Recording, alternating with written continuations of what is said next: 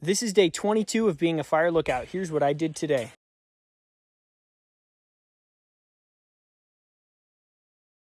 It's cold out today. As long as I'm moving, I'm fine, but whenever I stay still, it's really cold. So I'm gonna go in and build a fire.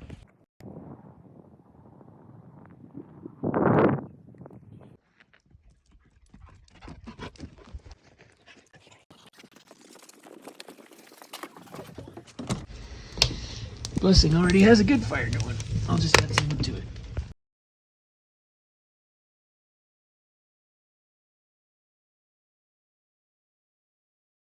I was just reading in Corinthians, and this verse really stuck out to me. Chapter 7, verse 22 says, "For he who was a slave when he was called by the Lord is the Lord's freedman. Similarly, he who was a free man when he was called is Christ's slave." And I think I hear a lot of talk about how we're free in Christ, but not nearly as much about how that only happens by us becoming slaves of Christ. And that is definitely a seeming paradox, but I think it's understood when we recognize that we were created in the Garden of Eden to worship, and we're going to end up worshiping something no matter what. And that's the same as being a slave to that thing that we worship. And we were created to rule, we were created to have responsibility, but we were not meant to be in the place of God. And when we try to have the ultimate authority in our lives and to submit to nothing, we're putting ourselves in the place of God. Anyone who's ever struggled with not having self-control or struggled with addiction recognizes that we don't have the power to be in that position, and we end up enslaved to many different things. So the only way to actually be free is to enslave ourselves to a better master who gives us that freedom. Because ultimately, the things that are trying to enslave us are more powerful than us. So if we fight against those things, we're going to lose. On the other hand, if we enslave ourselves to Christ, Christ has the power to free us from all those things, and that's the only way that we can really be free. It is 3 o'clock, and thankfully it's warmed up since this morning, and our power station has lasted the last few days through the clouds.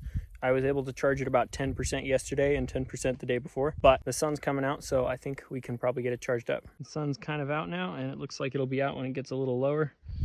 And we're 50% charging at 185 watts. So I think we made it through the cloudy, cold July days, and probably gonna get back to being hot now.